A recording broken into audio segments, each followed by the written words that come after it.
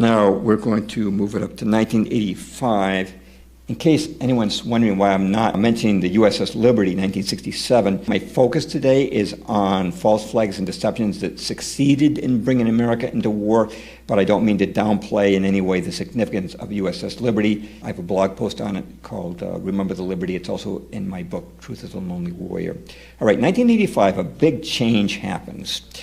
Mikhail Gorbachev comes to power in the Soviet Union, and he introduces glasnost, perestroika, and the Soviet Union liberalizes. He signs new friendship agreements with the United States. The Cold War effectively comes to an end. You know what should have happened? Our military budget should have gone way down with the Cold War over, but instead we went from the Cold War to the war on terror, and communism as the enemy was replaced by Islamic extremism, or alleged Islamic extremism, as the enemy.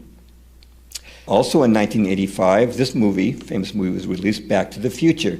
And remember those Libyans, those crazies, those whacked out guys who want Doc to build a nuclear bomb with plutonium? That kind of etched an image in your mind of what Libyans are like. The very next year, lo and behold, 1986, a bomb goes off in a German discotheque, La Belle Disco, which was frequented by U.S. servicemen. 2 servicemen were killed, dozens were wounded. And American intelligence picked up intercepts from Libya that made it appear that Libya was behind the incident. And so Ronald Reagan ordered U.S. planes to bomb Libya, and that was actually the first blow of the war on terror. But Americans didn't know one thing: we had been punked. This is Viktor Ostrovsky. He is a former officer in the Mossad, which is the Israeli CIA, and here's what he wrote in his book, The Other Side of Deception. A Trojan was a special communications device that could be planted by naval commandos deep inside enemy territory. The device would act as a relay station for misleading transmissions made by the disinformation unit in the Mossad called LAP and intended to be received by American and British listening stations. Originating from an IDF, Israeli Defense Force, Navy ship out at sea, the pre-recorded digital transmissions could be picked up only by the Trojan. The device would then rebroadcast the transmission on another frequency, the one used for official business in the enemy country, at which point the transmission would finally be picked up by American ears in Britain.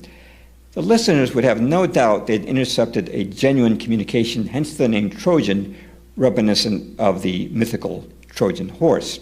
He goes on to describe how the Mossad planted a Trojan in a Tripoli apartment. And continuing with this quote, using the Trojan, the Mossad tried to make it appear that a long series of terrorist orders were being transmitted to various Libyan embassies across the world. As the Mossad had hoped, the transmissions were deciphered by the Americans and construed as ample proof that the Libyans were active sponsors of terrorism. Heads of the Mossad were counting on the American promise to retaliate with vengeance against any country that could be proven to support terrorism. Ultimately, the Americans fell the Mossad ploy head over heels, dragging the British and the Germans somewhat reluctantly in with them. Operation Trojan was one of the Mossad's greatest successes. It brought about the airstrike on Libya that President Reagan had promised. End quote. Now, I just want to make a point. Sometimes if you mention information like this that puts Mossad or the State of Israel in a negative light, you get labeled anti-Semitic. So I just want to point out that my own family consisted of Russian Jews coming into this country in 1904. That is my great-grandfather, Abraham Perlovsky, and that's my grandmother next to him, and the children are my father's older siblings. He was not born yet. But I want to make it clear, I am half Jewish. My father was Jewish, my mother was not. But for the record, I am 100% against racism in any form.